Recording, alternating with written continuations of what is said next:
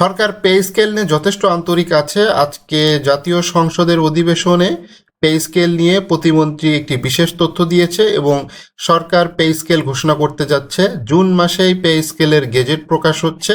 এই নিয়ে যাবতীয় প্রস্তুতি চলতেছে, খসড়া প্রস্তুত হয়ে গিয়েছে। এখন জাস্ট যে কোনো সময় গেজেটটা প্রকাশ হয়ে যাবে। জুলাই থেকে জাতীয় বেতন কাঠামো পে স্কেল প্রথম ধাপে উচ্চ পদস্থ কর্মকর্তাদের তুলনায় নিম্ন গ্রেডের কর্মচারীদের বেতন বেশি হারে বাড়ানোর পরিকল্পনা রয়েছে সরকারের।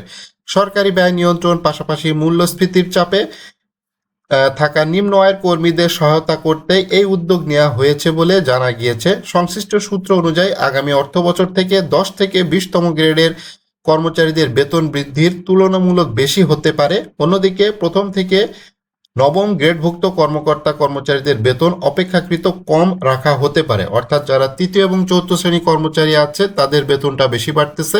এটা বরাবরই আমরা বলে আসতেছিলাম এবং এটা দাবিও ছিল। অনেকেই দাবি করতেছিল এটা শতভাগ বাড়ানোর জন্য, তবে এটা ধাপে ধাপে সরকার করার প্রস্তুতি নিচ্ছে সরকারের অর্থনৈতিক সংকটের কারণে। তো যার কারণে সরকার এটা ধাপে ধাপেই করবে। তো বৃহস্পতিবার অনুষ্ঠিত মন্ত্রিপরিষদের বৈঠকে উপস্থিত এক প্রতিমন্ত্রী দেশের একটি গণমাধ্যমকে জানান, নতুন পে স্কেল বাস্তবায়নে বিষয়টি আনুষ্ঠানিক এজেন্ডা না থাকাও বিধি আলোচনায় গুরুত্ব পায়। নাম না প্রকাশ শর্তে তিনি বলেন, 2026-27 অর্থ বছরে বাজেট বক্তৃতায় আমির খসরু মাহমুদ চৌধুরী যে ঘোষণা দিয়েছে সেই অনুযায়ী 3 বছরে ধাপে ধাপে নতুন বেতন কাঠামো পরিকল্পনা রয়েছে সরকারের। প্রতিমন্ত্রী আরও জানান, উচ্চ মূল্যস্ফীতির কারণে নিম্ন আয়ের কর্মচারীদের পারিবারিক ব্যয় চাপ বেড়েছে। এ বাস্তবতা বিবেচনায় মন্ত্রিসভায় সদস্যদের প্রথম বছর থেকেই কম বেতনের কর্মচারীদের জন্য তুলনামূলক বেশি বেতন বৃদ্ধির পক্ষে মত দিয়েছে। তার ভাষ্য, বেতন বৃদ্ধি করলে সরকার পরিচালনা ব্যয় উল্লেখযোগ্যভাবে বাড়বে। সে অনুযায়ী অনুপাতিক রাজস্ব আয় নিশ্চয়তা নেই। ফলে আর্থিক সক্ষমতা ও মূল্যস্ফীতিজনিত চাপ উভয় বিষয় বিবেচনা নিয়ে উচ্চ বেতনভোগীর ক্ষেত্রে কম ও নিম্ন বেতনভোগীর ক্ষেত্রে বেশি হারে বেতন বৃদ্ধির প্রস্তাব উঠে এসেছে।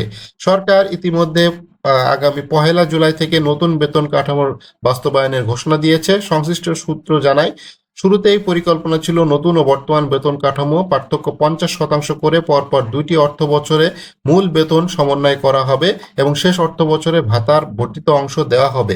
তবে সেই পরিকল্পনায় কিছুটা পরিবর্তন এসেছে। খসড়া আলোচনা উঠে এসেছে একটি প্রস্তাব অনুযায়ী প্রথম থেকে নবম গ্রেডের কর্মকর্তা কর্মচারীদের জন্য নির্ধারিত বেতনের 40% আগামী অর্থ বছর হতে কার্যকর হতে পারে। অন্যদিকে দশম থেকে 20তম গ্রেডের কর্মচারীদের জন্য নির্ধারিত বৃদ্ধির 60% প্রথম বছরেই দেওয়া হতে পারে। তবে এ বিষয়ে এখনো চূড়ান্ত সিদ্ধান্ত হয়নি।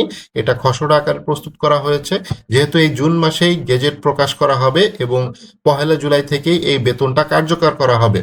তো এখানে কমিশনের যে সুপারিশ ছিল আপনারা জানেন, প্রায় 100 থেকে 142% পর্যন্ত সুপারিশ ছিল এবং এখানে জুডিশিয়াল সার্ভিস আছে, সশস্ত্র বাহিনীর বেতন কাঠামো রয়েছে, বিচার বিভাগের সদস্যরা রয়েছে।